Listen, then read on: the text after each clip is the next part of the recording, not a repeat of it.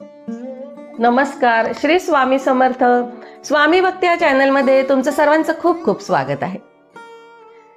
नववर्षाचा पहिला सण म्हणजे मकर संक्रांती.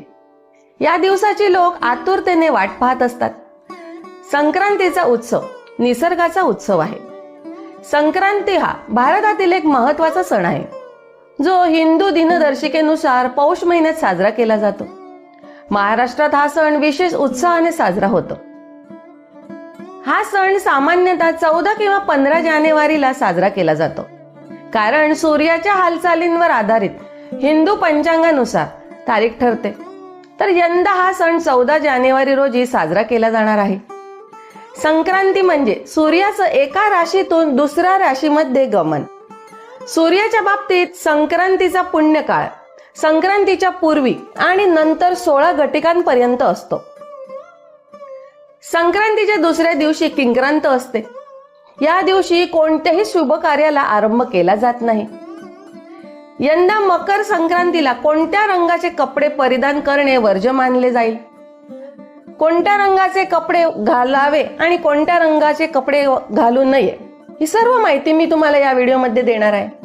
चला तर मग महत्वाची माहिती जाणून घेऊ आणि मकर संक्रांतीचं धार्मिक आणि सांस्कृतिक महत्व काय आहे आणि दान पुण्य का करावं, या सर्व विषयावर मी माहिती देणार आहे. त्यासाठी व्हिडिओ शेवटपर्यंत नक्की बघा.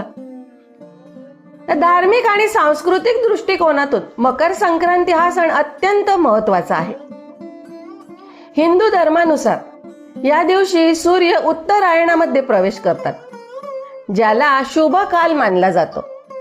तर उत्तरायण हा कालखंड सकारात्मक ऊर्जा आणि नवीन सुरुवातीशी संबंधित आहे. या दिवशी दान पुण्य आणि स्नान यांना विशेष महत्व आहे. अनेक जण पवित्र नद्यांमध्ये स्नान करतात आणि त्या दिवशी दानधर्म पण करतात. असं म्हणतात की दानधर्म केल्याने पुण्याची प्राप्ती होते आणि देवी देवतांचे आशीर्वाद आपल्याला प्राप्त होतात. पण यंदा मकर संक्रांतीच्या दिवशी आता कोणता रंग वर्ज्य आहे? ज्योतिषशास्त्र आणि पंचांगानुसार मकर संक्रांतीला एखाद्या विशिष्ट रंगाचे कपडे परिधान करू नये. यामागे संक्रांत देवीचं स्वरूप हे मुख्य कारण असतं. यंदा 2026 मध्ये संक्रांतीच्या दिवशी पिवळ्या रंगाची साडी नेसू नये किंवा पिवळे वस्त्र कोणीही परिधान करू नये. मात्र असे का म्हटले जाते? याचं शास्त्रीय आणि ज्योतिषीय कारण आहेत. तर संक्रांत देवीने परिधान केलेले हे वस्त्र आहेत, हेच मुख्य कारण आहे.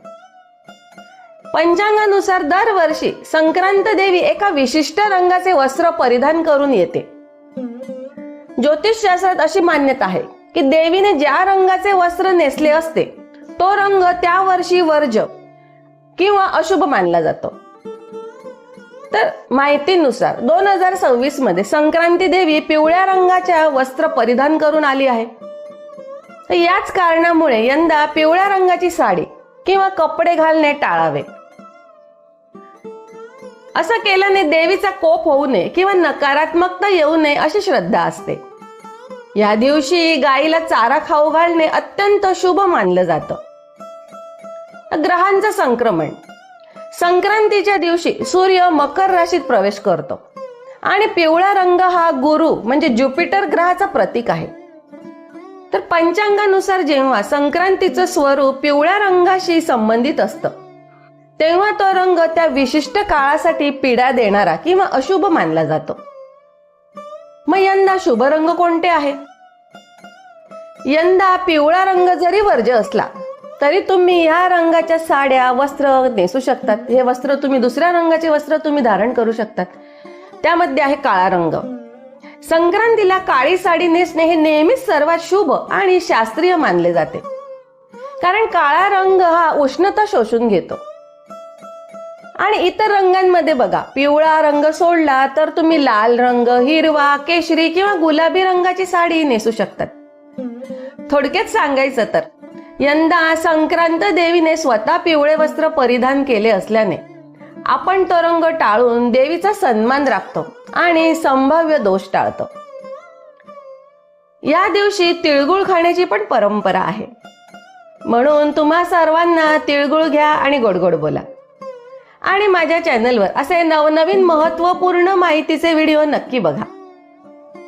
माझी माहिती आवडली असेल तर तुम्ही व्हिडिओला लाईक करा, चॅनलला सबस्क्राईब करा आणि हा व्हिडिओ जास्तीत जास्त शेअर करा. श्री स्वामी समर्थ. तुम्हा सर्वांना संक्रांतीच्या खूप खूप शुभेच्छा.